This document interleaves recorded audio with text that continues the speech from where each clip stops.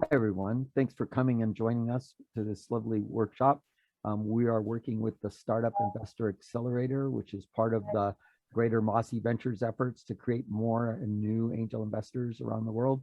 And today we're going to talk a little bit about due diligence. So Astrid, would you introduce yourself, please? Of course, thanks a lot, John. Thanks for initiating this event. I'm Astrid Zacharian. I'm based in Barcelona, currently working together with John Seacrest in building the startup ecosystem and developing more and new angel investors here in Europe. I have a startup background and currently over a year now in the investment field.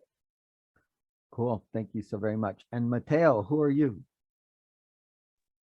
Hi guys, Matteo here from New York. I'm a media executive at a book publisher, but I just recently started my angel investing journey attending the first transatlantic conference organized and coordinated by John and Askik, and I'm participating in the second one kicking off in 2 days as a lead investor. So new to the scene, but very excited to make connections and contribute.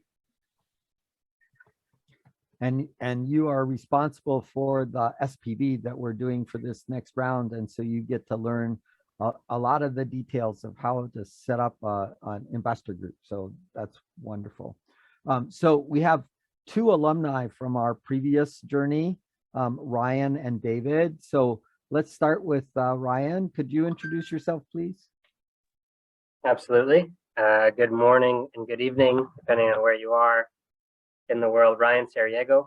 I'm from the US. I participated in transatlantic program #1.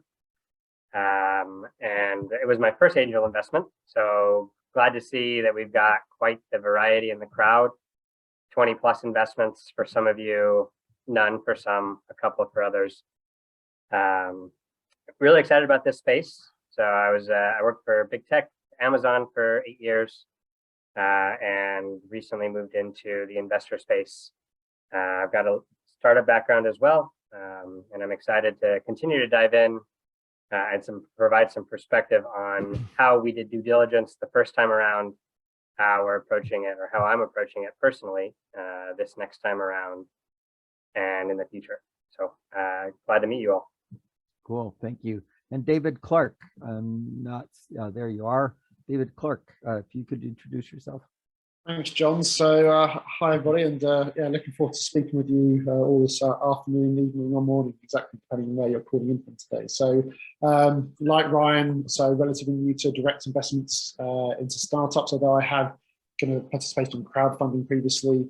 I've also mentored kind of hundreds of startups over the past 10 years through competitions, through accelerator and incubators, but like many of you, kind of relatively new to direct angel investments. And I participated also in the first transatlantic angel conference earlier this year. My background professionally is I've run startups, I've been senior exec in startups, and I've also been part of public and private sector companies building internal startups, internal ventures as well. So that's my background, primarily in deep tech, clean tech, and the telco as well. But yeah, really looking forward to discussing for the next hour or so about due diligence. Why is it important? I think we can all kind of guess why maybe it's important when we're looking to put our hard-earned dollars, pounds or euros or otherwise to work in startups and teams that we maybe believe in. Look forward to discussing it with Ryan and John.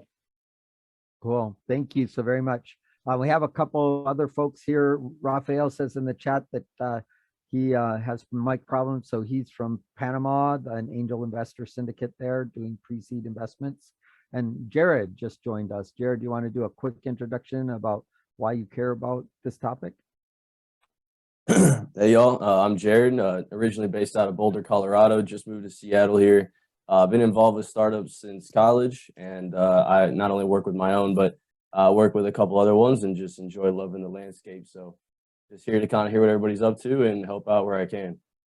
Cool. Thank you so very much. And so someone mentioned that they were joining this contest, and I want to sort of frame what we're working on. The angel conference model that we use is really just a slow, deliberate, slow motion angel investment. It's not really a contest. The startups think of it as a contest, and I want to distinguish a pitch contest from what we do, because typically pitch contests have no due diligence. And what we're trying to do is to simulate the process of doing a angel investment. So as an angel investor, you're sitting on the street corner, and somehow you have to get from all those undistinguished people walking by to that collection of things that might be investable to the one that you're going to invest in today. And we spread that out over three months. So we spent two months doing American Idol meets startup, where people do a pitch and then we do a selection, and a pitch and then a selection. We're going to go in this round from 84 companies down to 24, down to 12, down to 6, and then the 6 finalists are going to end up getting due diligence. So along the way, we're going to have heard 3 times from the startups, and they say, we're an X kind of company and we're having this kind of result in the world, and we're doing these kinds of things. And we could be all excited and we could believe them and we could write them a check without double checking any of that. So why is it that we do due diligence, and what is it that we want to accomplish with due diligence? And that's essentially why we're here today. And so Ryan, maybe since this was your first gig, right, and you did some due diligence, where did you start and what did you learn along the way? Yeah, so thanks, John, for the intro. In terms of due diligence, it was my first time. I think a big help was one of the books that was recommended by the program, Angel Investing by David Rose. Additionally, we learned to use our resources across our professional careers. If you've ever been in a startup, using your peers, using your resources is key. And that was no different as an investor. So the other participants in the program, while we all have a little bit of a different, or very different in some cases, investment thesis, there are kind of some core areas that we want to see first. And luckily we did due diligence in the tech program as a team. So we were able to pull from the various experiences that many of us came to the table with. And so initially split the due diligence process by investor group team member. And we split it up into operations, marketing, sales, tech, legal, and so on. Depending on how many of us there were 5 in my group. We gave more than 1 to each person. And I started curating our list of areas to dive into for each of those buckets and more. And the list kind of grew as we went.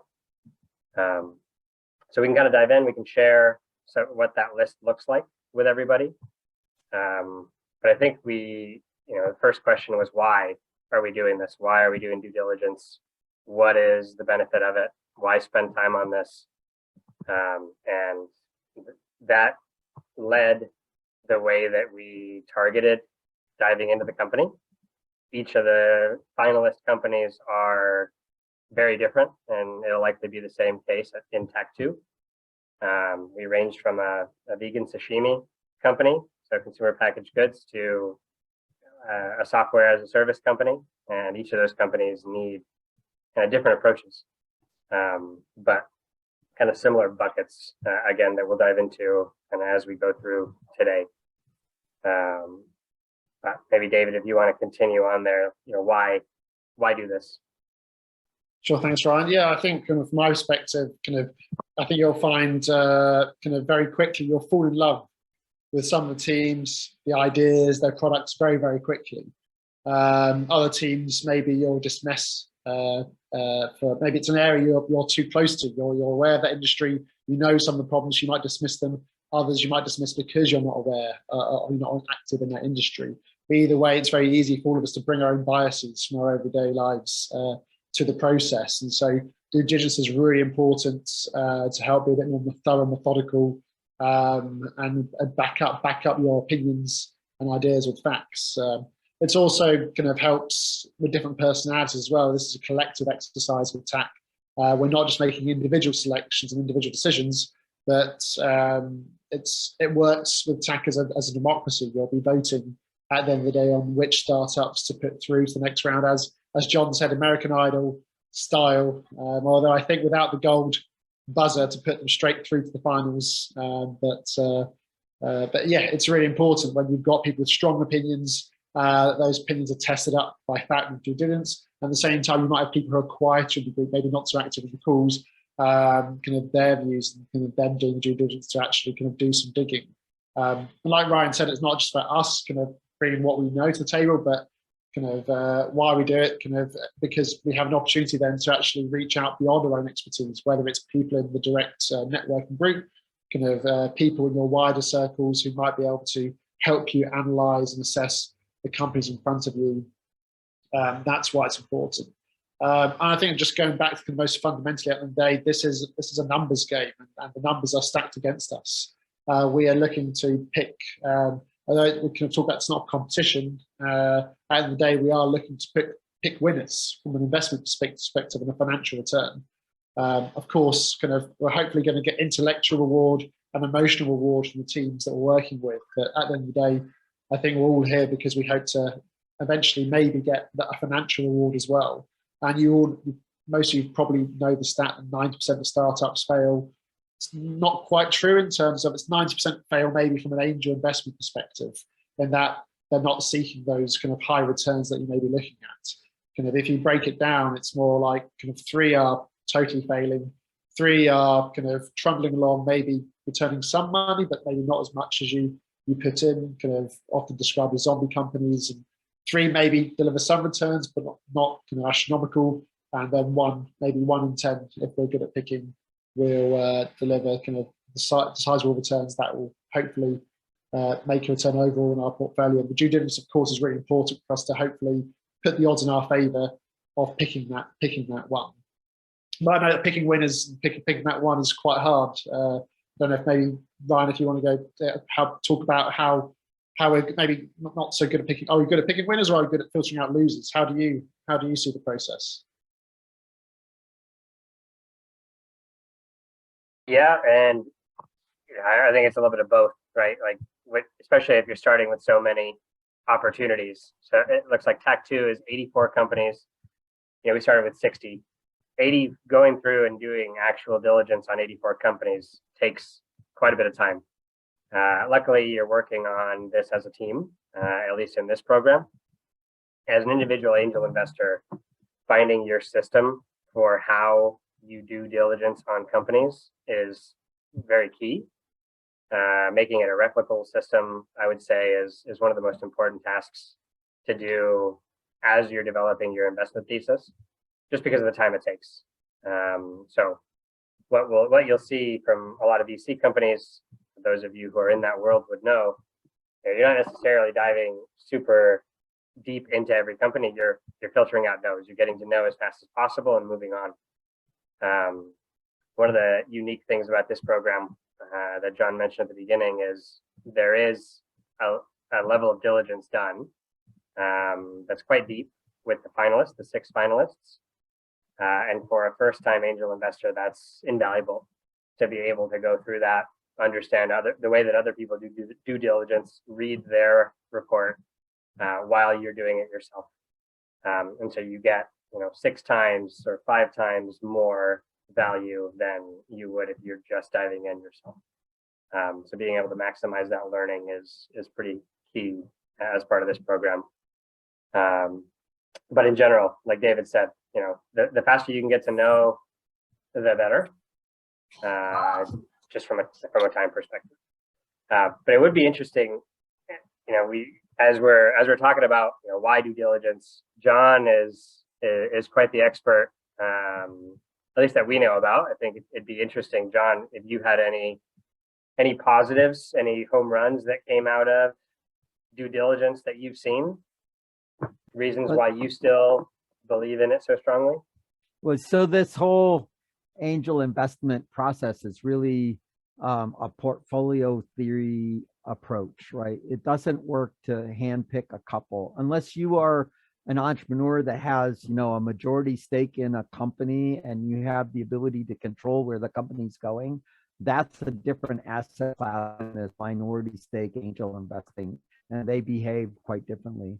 So as a minority stake angel investor in the American style, our goal is to produce a portfolio that has a probability of a good upside with a limited downside. So we think that, you know, given that 30% lose all your money, 30% give you some money back, 30% give you more than you put in back, but a little bit more, and then 10% gives you a lot more back, that you need to be in at least 20 to 40 deals to make this go. And our 90% fail is really talking about that 10%. But these are the ones that we've already invested in. We look at 1,000 companies and we ignore 900 of them because they don't even fit the business model that we're talking about. And of the 100 that we look at, we only pick 10, and of those 10, only one wins, right? So, you know, if you're thinking about this, you know, it's 1 out of 1,000 that are winners in this broader sense of the world, right? But we find that when we look at the Angel Conference, and we've done the Angel Conference for a decade in Seattle now, and the original Angel Conference in Oregon started in 2002. So a guy named Rob Wiltbank is a professor at Willamette University, did a bunch of studies around how does angel investing work, and I put some of that into the chat. And in the process, he discovered some things. One of the things that he discovered is that if you do due diligence, at least 20 hours of due diligence on the companies that you're looking at, that your returns are significantly higher than if you don't, right? That's just basic math, right? If I pay attention and I get rid of things that are not going to work, I get better returns overall. So he's looking at the constraints on angel investing, and he's done a lot of work around that. And as a result, we believe that it's possible for us to pick losers and not invest in them, but it's not particularly possible for us to pick winners. And my explanation for that is the noise in the startup ecosystem is much bigger than the signal that we're getting from the startups. And so we have a perfectly good startup, and then the wind blows the wrong way and capsizes the boat and kills the startup. And there's nothing that anyone could have done about that. You just were in the wrong place at the wrong time and it died, right? Just because they're little tiny fragile things that don't have momentum. So then when we look at the finalists of the Angel Conference in Oregon versus the companies that applied, there's a statistical difference in the probability that they're going to succeed. When we look at the winners that are selected by the investors as opposed to the finalists, there's no statistical difference. You know, we could have essentially randomly picked people from the finalists, and we would have gotten similar results. So we do due diligence on the finalists, and on average, our results are somewhere around 4 out of the 6 are considered investable by the group, and then we argue about which one is the right one as a way of trying to figure this out. But what we're basically doing in our program that's different than most angel groups is that angel groups, especially angel networks, are typically looking at how do I get to know. So I'm gonna, you know, go through this thing really quick, because remember, I'm looking at 1,000 companies, and I'm going to try to, you know, throw away 999 companies so I can get to that one that I'm going to invest in. So as soon as I hit something that's a no, that's unrepairable in my time frame with my skills, then the answer is no, and I move on to the next one, because I'm basically cherry picking the ones that fit my thesis. In our program, we're trying to do a 360-degree view of what the company is doing. And in the process, I'm going to mute here. In the process, that allows us to sort of, as a group, get a deeper understanding of what it means to be in a startup and whether that startup's going to make progress. We believe that a perfectly good investable startup still has a relatively high probability of falling over. and therefore we need to be in 20 to 40 deals to make up for the winds that are blowing. So our successes look like, as a due diligence effort, we would like to not invest in things that are crazy, right? And so, people say they're doing something and then we go touch on it and there's nothing there, right? Like the guy who's doing a drug rehabilitation app where we go have a coffee meeting and the meth falls out of his pocket. That takes us to a no really quick, right? Or the team where the team can't tell the same story, right? One person tells one story, the other person tells another story, and they clearly don't know where they're going as a team. And we get to know pretty quickly. So I would call know pretty quickly a positive outcome of our due diligence, where we see that there's some kind of substantial flaw that's going to really slow this company down in a way that they need to go back and do some homework in one way or another and make that go. On the other hand, we have our very first angel investment from the angel conference is still going. It's been a decade, still, double-digit millions in progress. So something possible there. We have a public company that went through a SPAC that went through, touch all of the things that are there, and they're pretty much executing on the things, maybe a little bit slower than we had hoped, but still making progress.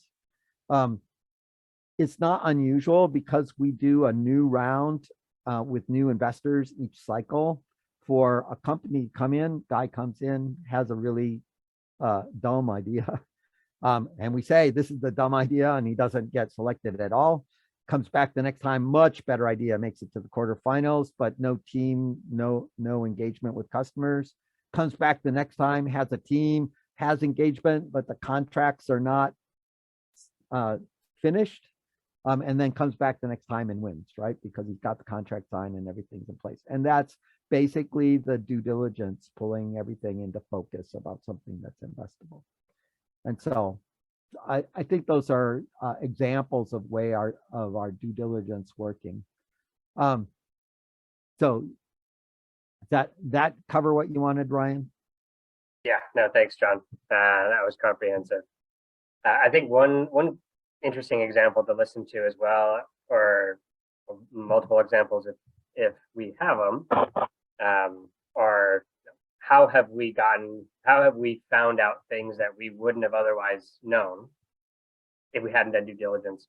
I think David had a pretty good example of this going through this first one. I think he kind of got lucky for having experienced it the first time around with the TAC program. So maybe David, you want to explain? Yeah, so I won't talk about the name of the company, but this company got through to the our final round of selections, and that was primarily because actually I'll just step back a bit. So when we're doing due diligence startups, we can only work with the information we've got. And some of the startups we're looking at are pre-revenue; they've got the idea, they're building the MVP. Some haven't even launched into the marketplace, while other ones have. They've launched into market, they've got traction, they've got early customers.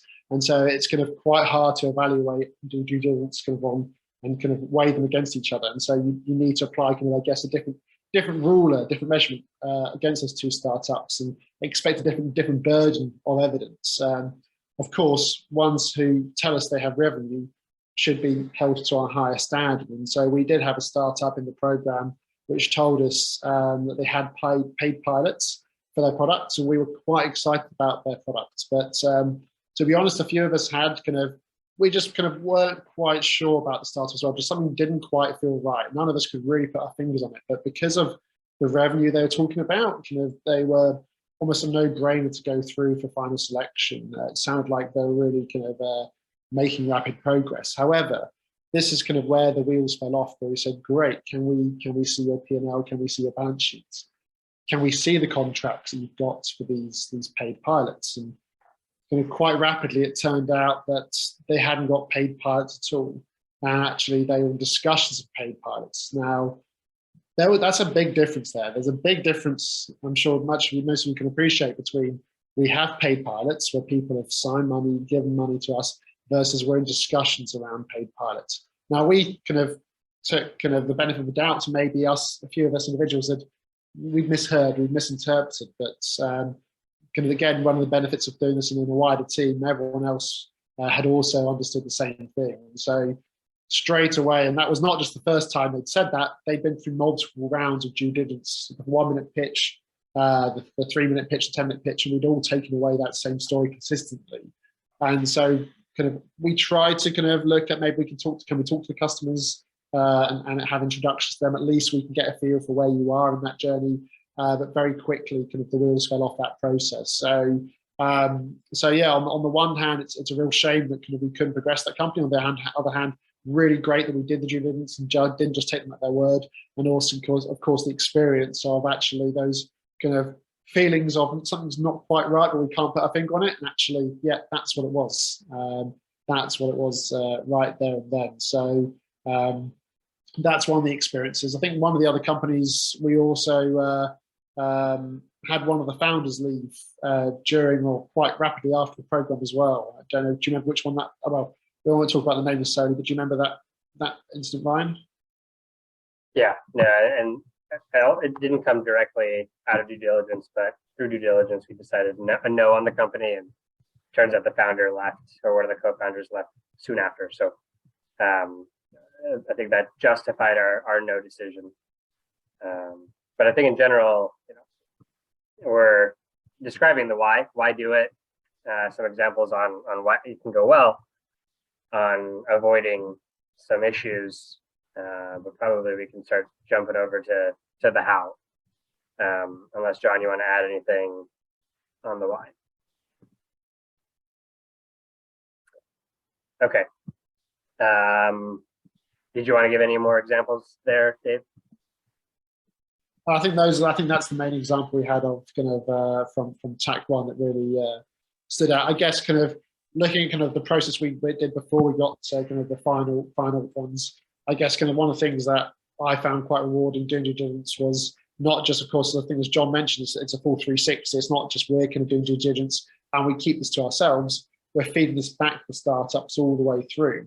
And so I think that's one of the things that we were kind of almost doing due diligence on our due diligence. We've given some feedback, positive or negative. Has the startup taken that on board? Or at least they don't necessarily have to follow the advice because our advice might be bad.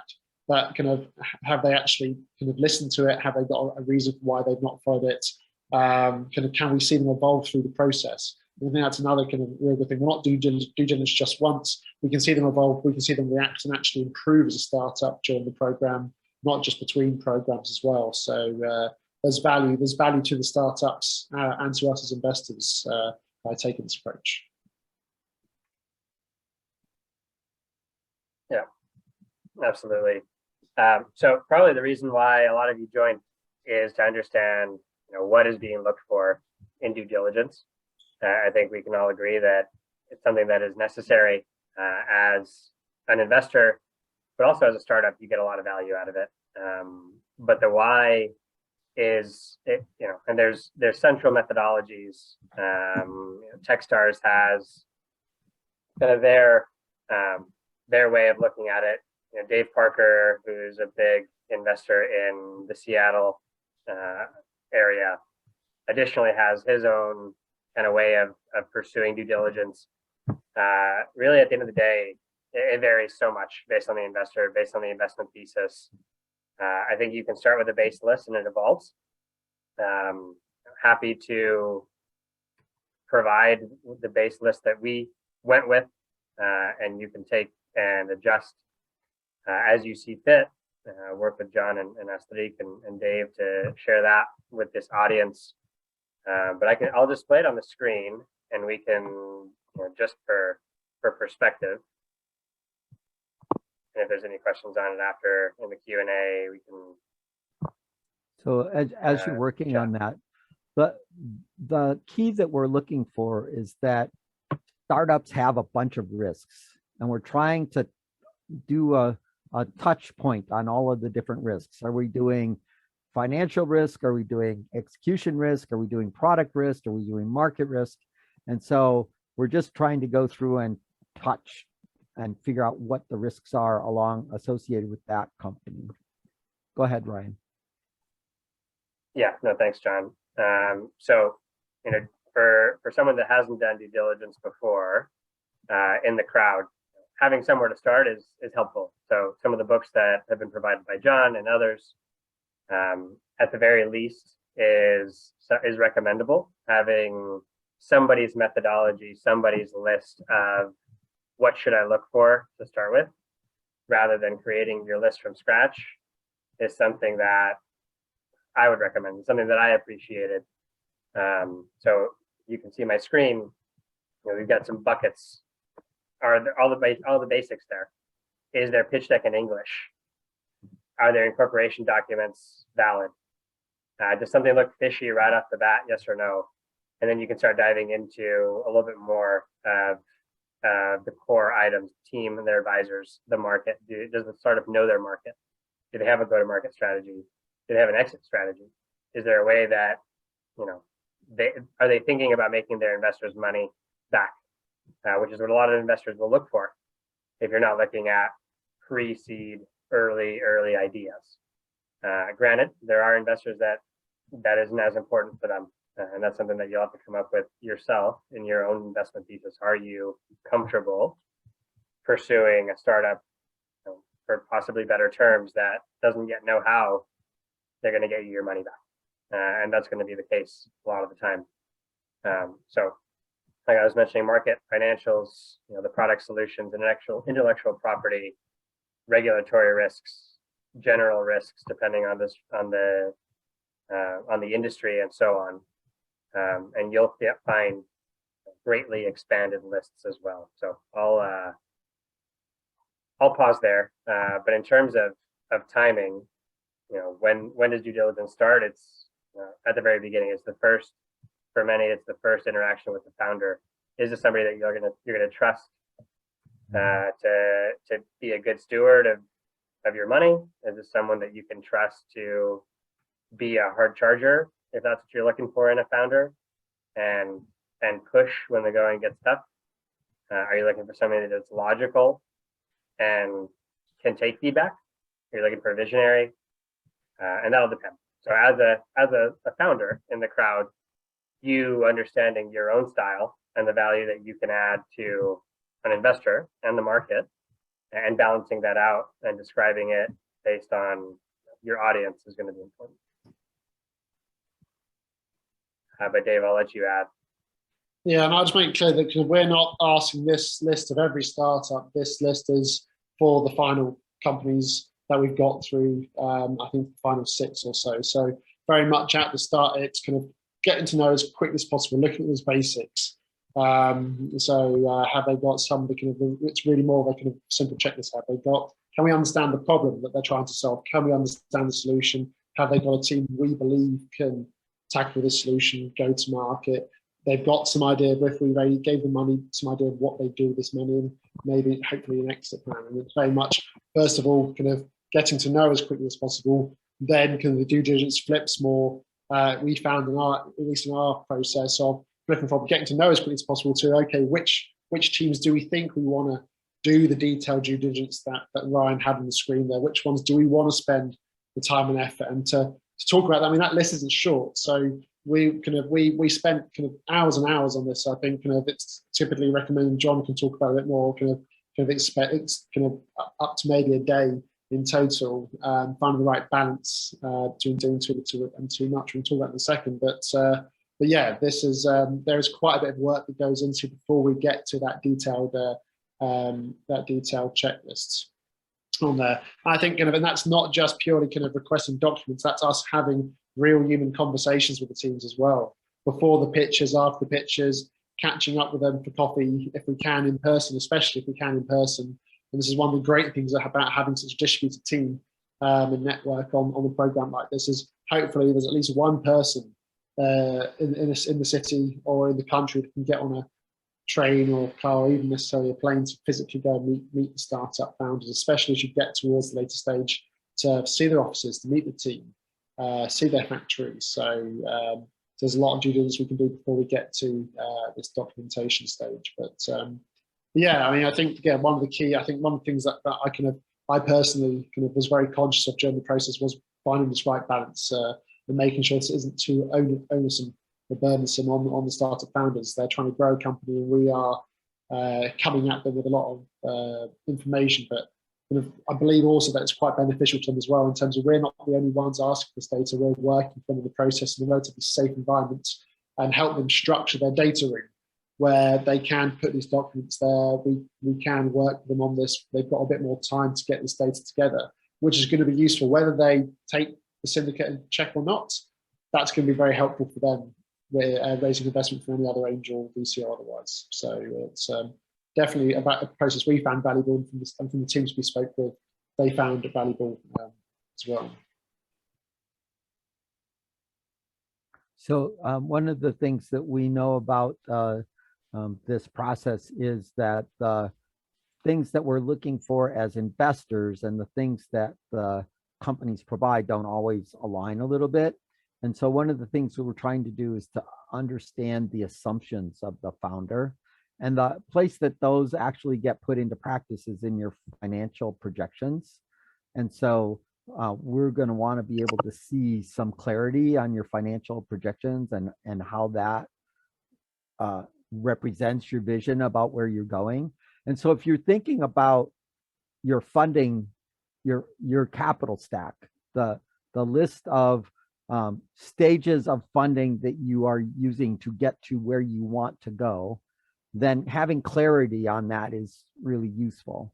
And so when a founder says, we're going to do a merger and acquisition or an IPO or a thing, then we're kind of confused because those are like fundamentally different paths in some way. And you haven't quite chosen where you're going. And so you basically have thought one level of funding and you haven't thought out the consequences of that choice of funding for where you're going.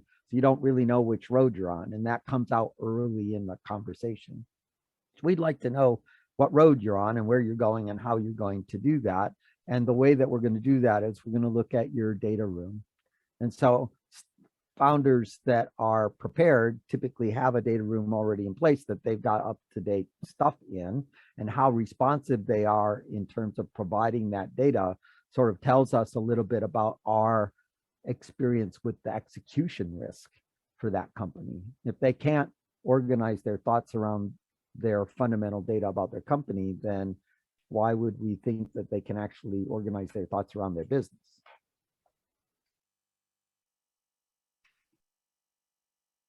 So, Ryan, did you discover anything in a data room somewhere that was useful? Absolutely. Well, I think the data room that was built, I went through a couple iterations, and that's what you'll likely see as questions come up. The way that we structured was the founder that we worked with had gone through due diligence a couple times, which was helpful. But coming to the table as an investor who has an idea of what a data room should look like is what I would suggest for a lot of the first-time investors, and even if you've done multiple investments even without a data room, it's something to keep in mind. So that spreadsheet that I was showing was a lot of the pieces that went into the data room split by the various buckets. And John, I'll work with you to understand what the best way to share that is. Right now it's on my my personal Google Drive, but yeah, thanks for the question on that, Jared. I'm not ignoring it. We'll find a way to get that shared. But in general, having a data room that's clearly articulated, what are the categories for the information? How do I upload? Who is responsible for following up on the information that is on the due diligence team are all keys to an uncluttered and navigatable data room that makes sense and that can be spoken to when describing the startup to your fellow investors, especially if you're doing a group investment. So that was one of the things that I learned. Ensuring that organization is key, although it's an administrative task. It pays dividends in making sure that you've got your ducks in a row when you're speaking to your fellow investors, or when you're making sure, or when you're convincing yourself that this is a viable startup to invest in. So are there specific things that you're looking for at the beginning of due diligence that are different than the things that you're looking for at the end of due diligence? I mean, where does due diligence start as a process, and where does it end in this? Yeah, that's a good question. I think at the start of due diligence, at the start of meeting a company, you are looking to understand communication style, and not the knowledge that the startup knows their go-to-market plan, they know their customer. For me, that they have some traction, they have some sales, is important to making me comfortable in investing. That there's a way that they can scale, that there's opportunity for possible large growth in the startup, rather than still the mom and pop phase, the friends and family sales stage. And that's kind of the beginning for me in getting a startup to the next step of then diving deeper into due diligence. Once all those initial boxes are checked, now it's, what is your burn rate? Do you understand how long you can go without investment? When we give you money, or if you were to win an investment or get funded, how long will that take you? What are you going to do with the money? Those questions become a lot more top of mind.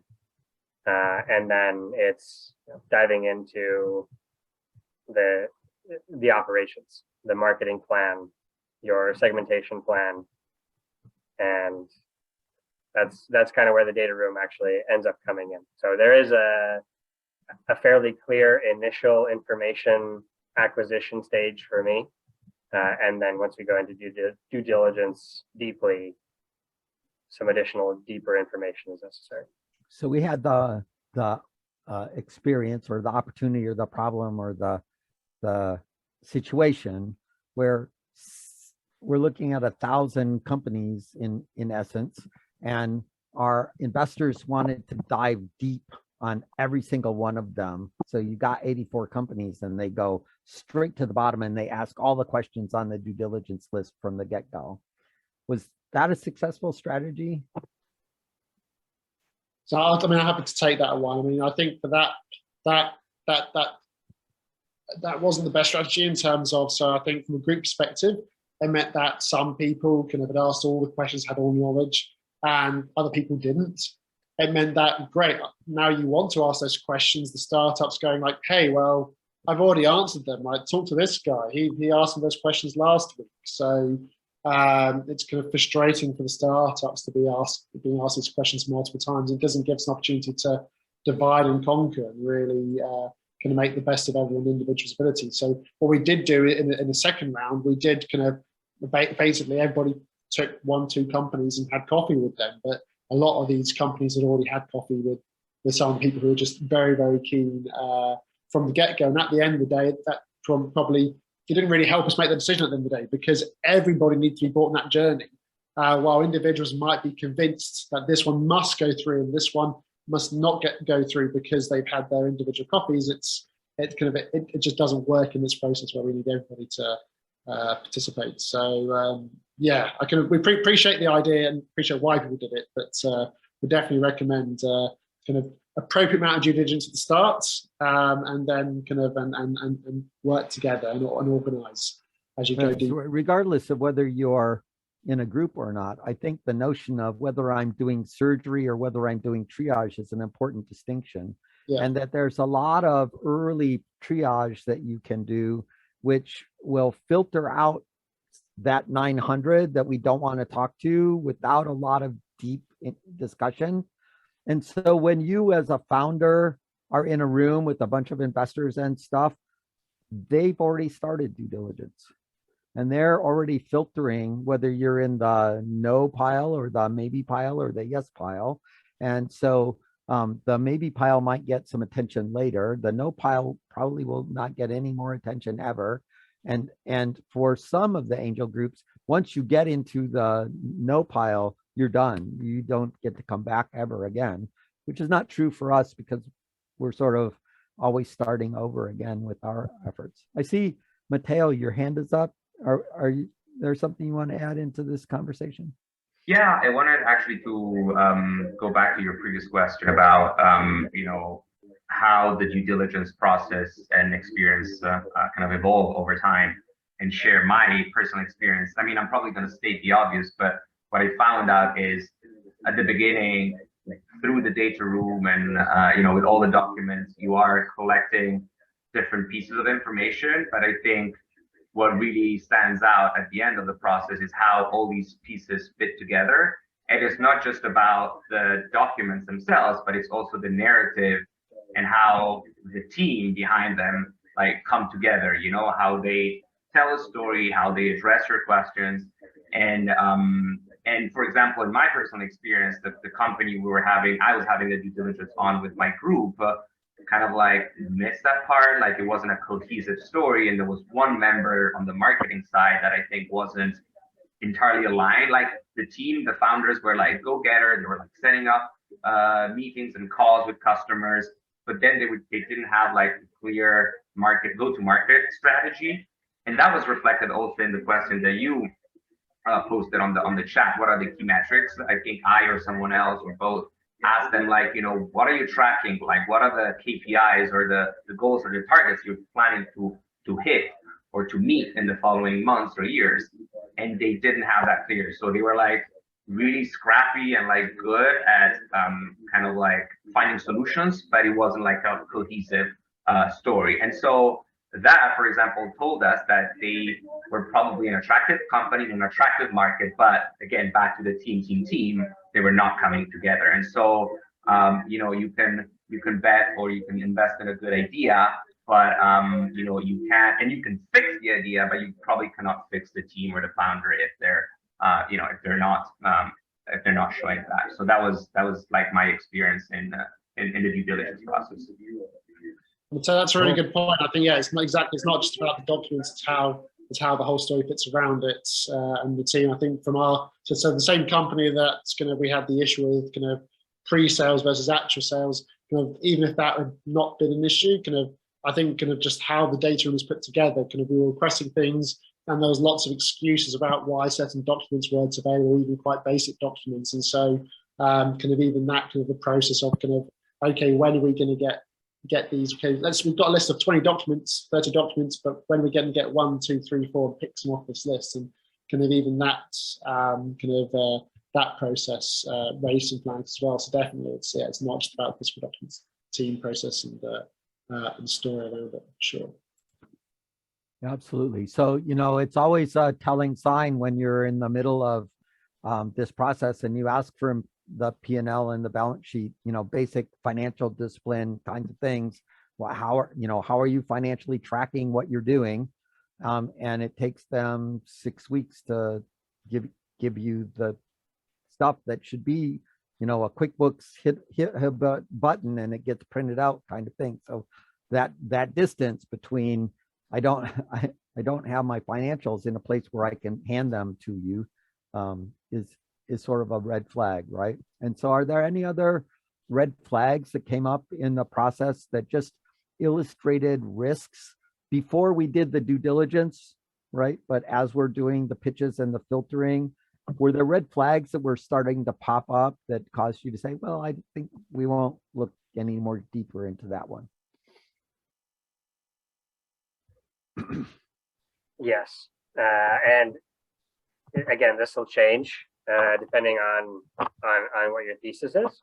But for me, it is, you know, this is our idea. We're not exactly sure how we're going to get to an MVP for. This is my idea. I need money from investors before I can test my idea. And what it showed was, you know, not being inventive enough to trial an MVP without putting somebody's money at risk already. You know, there's various ways to test an idea. You can go to the market, you can describe the idea and see if customers bite before fully building an idea. Another thing for me was not understanding the difference between building a problem for your solution. So you come up with an idea, there's not necessarily a market need for it.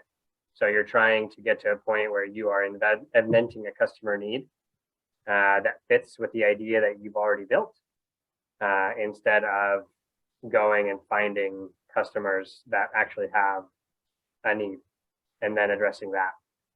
So not being able to, or not yet having engaged with the market is a red flag.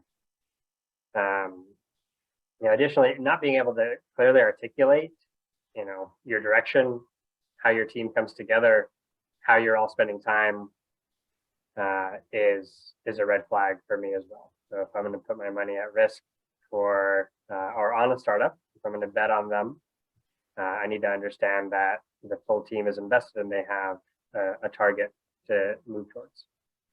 So we are doing an early stage investment in a pre-seed company, which is very, very, very early. And a lot of times we look at the executive summary, and the executive summary is written with what I'll call MBA numbers, as though certain things are facts that are true rather than things that were pulled out of the air to make the curve look right. And in my opinion, the MBA equations that tell you the value of your company don't really work at all until you get to Series A.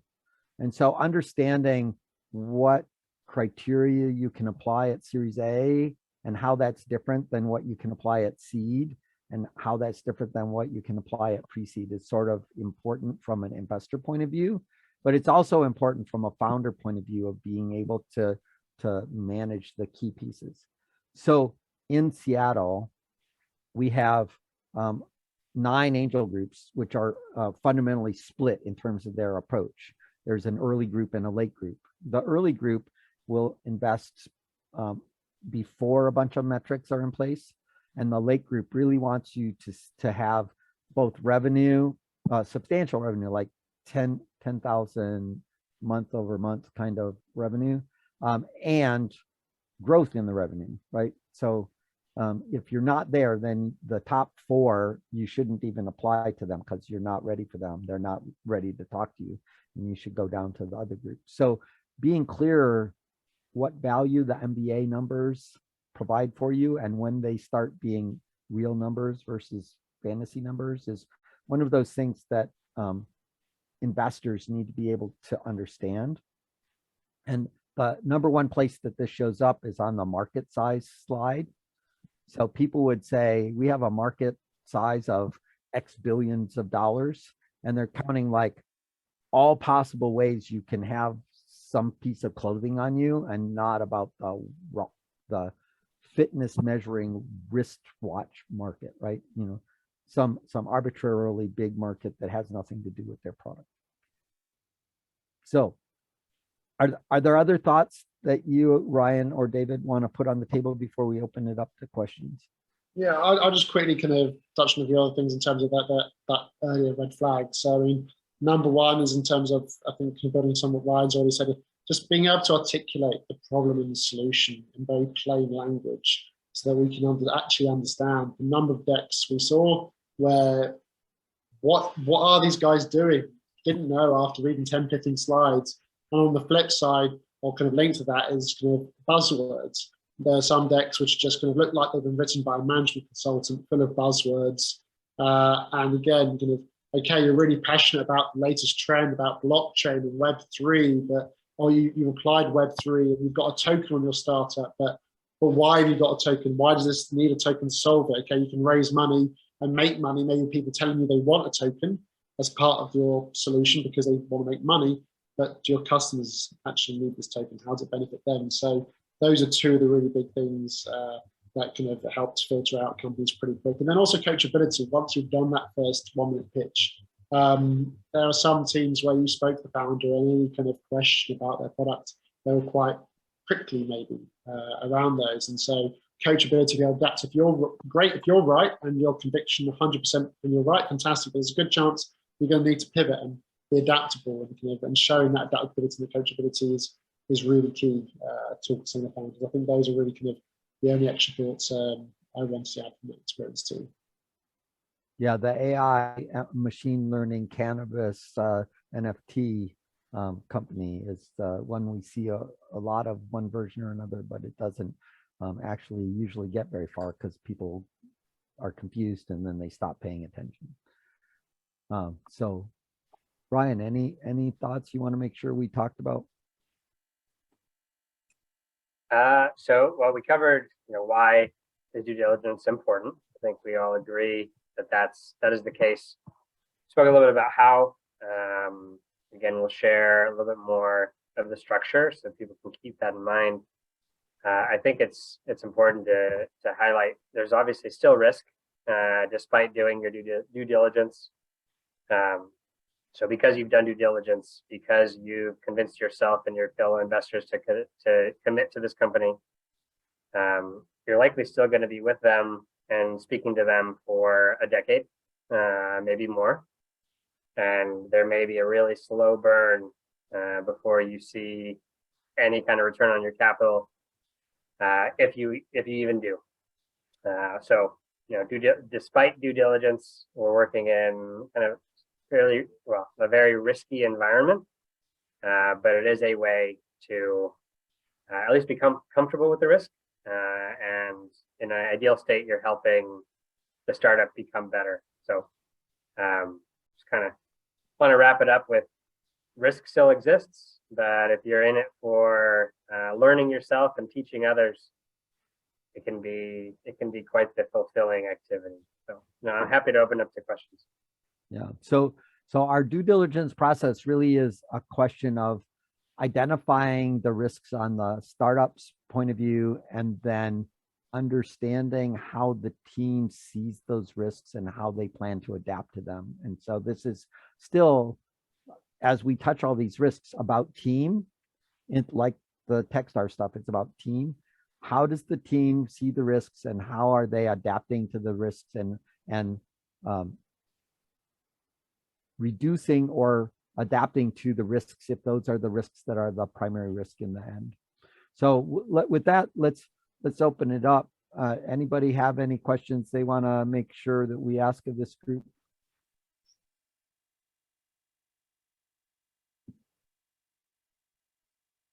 Yeah, go ahead, Dan. Yeah, hi, John. Just to follow up on the point you were just talking about, which is that, with team being sort of front and center of everything I've learned about this process so far, I'm trying to get beyond like thinking about the due diligence on the team as other than sort of subjective evaluation. Like, are there key objective ways of applying due diligence to the team factor? Well, it's an interesting question, because we've had people often say, why don't you do personality tests and team dynamic tests and blah, blah, blah, blah, blah. I would argue that the rate of change of the team as you go from 2 people doing something to a team of 20 some people with rhythm and momentum, which you're going to do in 18 months to, if I'm a 10x company, then I'm going to go from 2 people to 20 people in a year, right? Wow. That makes all of the team dynamics like crazy weird. And so a lot of those tests are too slow in an essence to do things. But we can start looking at the consequences of their behavior. And I think that indicates a bunch of things like, could I have your P&L, please? Sure, here it is, right? Okay, now these folks have financial discipline already in place somewhere, right? Oh, it took them 6 weeks to give that. Oh, now there's a problem with their financial discipline. So that we can touch around the edges for that. Ryan or David, any thoughts about, places where we can get more analytical as opposed to subjective about the team part of it?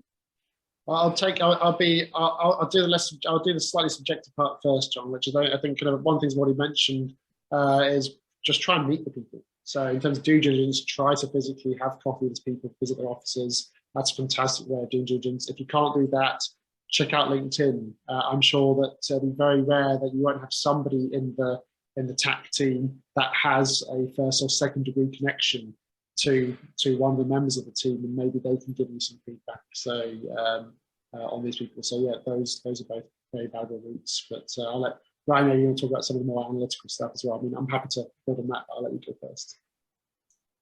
Yeah, I mean, I think you nailed it, Dan. There is a decent amount of subjectivity. It's a feel as an investor. It's a feeling that you get from meeting somebody. Going back to David's piece, but if you want to get some kind of hard data, if it's an aerospace startup and the person has never worked in aerospace, there's a risk there. Doesn't mean that they're not going to succeed, but that is a solid way. It's data. They have never done this before. So I think it's important to have somebody on the team that has some level of experience, and there's not just a venture out into the unknown. Is one of the more solid ways that you can do it. Are all the bases covered? Is this a operations heavy company and everybody there's no operations lead? There's a gap in the team, there's a risk, and that can go with any piece of the puzzle. And that's what you'll likely see in these early stage companies, especially if there's 2, 3, 4 founders and they're trying to scale the heck out of their company. There's likely to be gaps, but if they're not thought about, that's a clear way with solid, and it's not subjective, to see that there may be risk here. A couple of ways, in my opinion. Yeah, you're gonna have kind of a, I guess you're gonna neutral start from a neutral point. You're gonna have teams where they get big ticks. They've had a successful startup before they've exited, big tick. They've worked in that industry, that sector for 10, 20 years, or somebody in the team has, big tick. Kind of negatives, exactly. They've just graduated from university and this is their first job. Okay, that's probably going to count against them. Exactly, they've never worked in this industry before, going to count against them. Not working in a startup is that's very common. That I'd probably call that more neutral, but then they're aware of the risks and they've got some self-awareness about how difficult this journey could be as well. So yeah, there's a number of things we can rely on to try and validate the team members individually, beyond just purely do we like them or not. Although I'd say that is something, if you're going to be an angel investor, and you're going to be working with this team for 5, 10, 15, 20 years maybe, you're going to want to try and get on with these people as well, because you are going to be spending hopefully some time with them. Yeah. So one of our common patterns is that we have 3 or 4 technical people who have a really cool idea and they've been programming for a while, and they have no marketing people, and they have an idealized customer which is completely unvalidated. And then you ask them about any lean activity and they say, boy, we're lean. We don't spend a lot of money at all. And the end result is that they really have not built a business. They have built a project. And so a project is like 25% of the business, or maybe 20% of the business. And there's another 80% that needs to be done. And so there's a bunch of relationships there that are completely missing from the conversation, right? And so it would be very useful for them to have someone that's doing the technology, someone who's doing the market, somebody who understands the money, and somebody that knows how to build culture and build team as you go from the 2 people to the 25 people in a short amount of time. There's a skill there that needs to be applied. So there's some foundational stuff. And I see in here a question about how do you do this financial stuff when in the beginning there isn't a lot of financial stuff. And the reason there's not a lot of financial stuff is because you're 4 technologists working on your project. You haven't done your customer development, so you don't have a sales funnel. You don't have a mechanism by which you measure the progress of people engaging with you. You haven't engaged with our pirate metrics of any form whatsoever. You don't have a content strategy, and the first 3 steps of your sales funnel are content strategy. And so there's no 10,000 people that are all customers that really wish this problem would be solved, because you never talk to anyone because you're in the garage building something, right? So if you have a content strategy, then you have people engaging with you, and that engagement is the first step in your sales funnel. And some of those things should be producing cash even before you know what the solution is. And if you start with technologists that are solving a particular problem because that's what they know how to build, then that disconnect really throws the whole process off. And there's a whole effort that we do with Open Coffee where we talk about that. Ryan or David, do you think there's anything that a pre-seed company should do early on to sort of formulate that financial modeling and so forth? So in terms of the financial modeling, it's maybe we're not, a 5-year projection is maybe not so valuable at the pre-seed stage versus, do you understand market size or have an idea? Can you articulate that market size well? Kind of the economics of this product. Do you have an articulation of how much you think this is going to cost and why? How much you're going to think you're going to sell it for and why? And hopefully you've done some validation. Even if you haven't got sales yet, you've got some validation. Even if they're just customer discovery interviews, that's you have some credibility in these plans, and you've thought through your hiring plan. We know whatever your financial projections are going to be, they're going to be wrong. That's all we know. But kind of, have you thought about them? Can you articulate them? And how are we going to test and find out rapidly and get as close to the truth as possible? I don't know, Ryan, if you want to add any more to that. Yeah, I think it also, it helps founders from pulling their hair out in one way. Understanding how long can you survive on whatever this startup is generating in terms of cash. So when are you ready to leave your day job, if you have one still? Doing the financial modeling helps understand your burn rate. How long can you survive without investment? When do you need investment? It also, I think it helps to add some rigor. It makes you ask some hard questions of yourself. It makes you ask, other questions from your customers. So I think it pulls together a lot of actions that should be taking place in a way that's a little bit more structured than just keeping everything in your head or making notes on paper. So one of the questions in there is Jared asking about how can I, as an unaccredited person, get involved in this process on the other side of the table. One of the answers is the how to be an impact venture capitalist with donor advised funds path. It's possible to raise a fund. The downside of that is that you don't get the financial returns, but you can, go raise a fund from anyone as a impact investor, put it into something like impact assets. And there's a workshop about that we did. The other approach is to go do the crowdfunding thing and participate in crowdfunding, and then pretend that you're really an angel investor instead of a startup enthusiast, and do the due diligence for real. And then do that due diligence out loud in front of everybody who's on the crowdfunding thing, and practice the process of due diligence for a crowdfunded thing. And you will discover a bunch of core issues that are important. I think for the most part, crowdfunded companies have inadequate due diligence. And so you would be definitely helping the ecosystem if you do that, and you'd be building skills.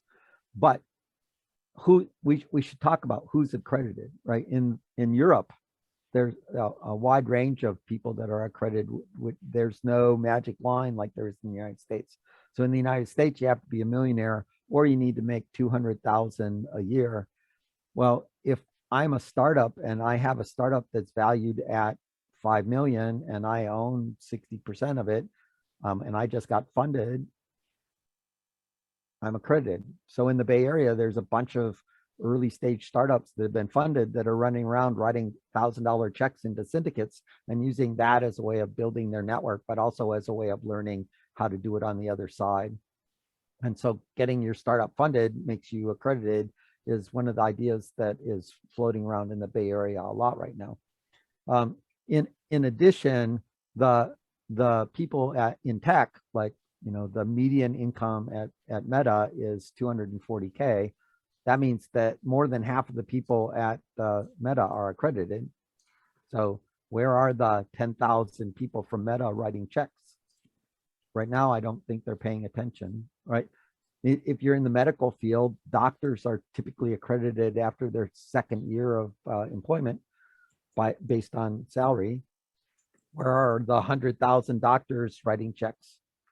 So that's what we're about, is trying to wake people up to the possibility of engaging. Any other questions that people want? Let's see, I see a note here from Paul. What is the optimal time frame investors would like to see for the strategy? Well, I disagree with David. David said a 5-year thing is not so useful. I think that if you believe Stephen Covey, that you should start with the end in mind.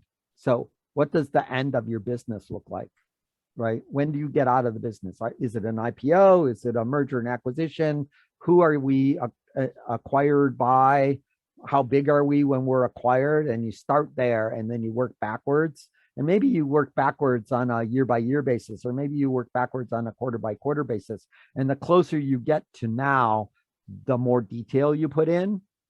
But if you don't know what the big inflection points are over this journey, and you don't know where the oh crap moments are along the way where you're going to run out of money because you took on some fixed costs without having the otherwise controlled income, then you can kill your company by growing too fast. And so having the big lumps of the thing figured out at some level is useful. Now, do we believe that your 10x company will actually hit the $20 million at the end of year 3? No. David's correct there. This whole idea of financial projections being accurate is wrong, right? The world is a fuzzy place and everything is wrong that you know is wrong. But we understand how you're thinking then. That's what we want to know, is how is the founder thinking? You want to argue with me on that, David? I'll clap. Yeah. So in terms of the kind of the overall 5-year strategy of where's the end game, absolutely. And those kind of macro metrics of do we have an idea of this customer, we have an idea of roughly what are they going to pay for it, we have a rough idea of our costs. It's more detailed. Do I expect a detailed 5-year business case, a detailed 5-year P&L with all line items listed out? That's not so valuable as being able to actually articulate the bigger picture story. I think that's, maybe you agree with me there then, John. Yeah, I agree with you. I just think that, you know, when Ryan's talking about this being a 12-year journey, you should know what that journey arc looks like.